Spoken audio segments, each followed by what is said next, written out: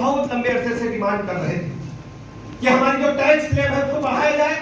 लेकिन आदरणीय प्रधानमंत्री जी ने इस बार के आम आदमी जो मध्यम वर्ग का आदमी है उसकी जो इनकम है उसको 7 लाख रुपए तक करने का काम किया। 7 लाख तक कोई टैक्स नहीं लगेगा। ये अद्भुत कदम है। मध्यम वर्ग के लोगों को मजबूती देने का काम आदरणीय प्रधानमंत्री जी ने किया। मोटे अनाज पहले गरीब लोग खाते थे, लेकिन सबको पता है धीरे धीरे जैसे हमारी दिनचर्या बदलने लगी, सब लोगों ने गेहूं जैसे अच्छे अनाज को खाना शुरू किया तो शरीर में जो ऐसे द्रव्य बढ़ने लगे, हमारे शरीर में बीमारियां पनपने लगी। मोटे अनाज खाने से हमारे शरीर को मजबूती मिलेगी। आदरणीय प्रधानमंत्री जी ने दुनिया के पैमाने पर मिलेट्स बढ़ावा देने के लिए काम करने का काम किया है। इसके लिए Indian institute of millet research centre Hyderabad में स्थापित किया है। आदरणीय प्रधानमंत्री जी का अन्न का हब बनाने के लिए पूरी दुनिया भारतवर्ष की तरफ देखे और भारत पूरी दुनिया को अन्न सप्लाई करने वाला देश, सबसे बड़ा उत्पादक राष्ट्र बने, इसलिए आदरणीय प्रधानमंत्री जी ने काम किया है। से आ रहे हैं आदरणीय प्रधानमंत्री जी मात्र एक दुनिया के ऐसे नेता हैं, हर गरीब वंचित आदमी को मुख्य धारा में लाना चाहते हैं।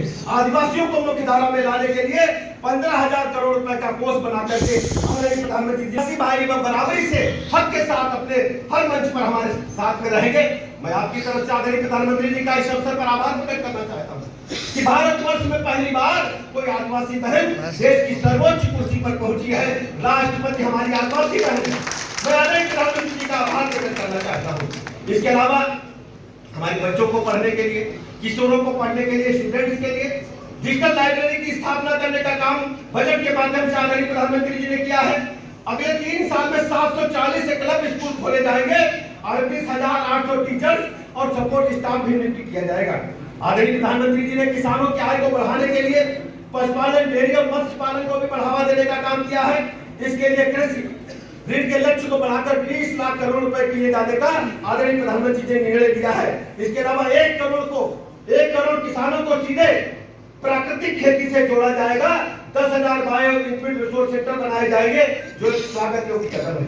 आदरणीय प्रधानमंत्री जी ने किसान भाइयों को प्राकृतिक खेती से सीधे जोड़ने के लिए 10,000 से अधिक सेंटर बनाने जाने का निर्णय लिया है, जो हमारे किसान भाइयों को प्राकृतिक खेती के गुण सिखाने के साथ साथ उनको अन्य सुविधाएं उपलब्ध कराने का काम करेंगे।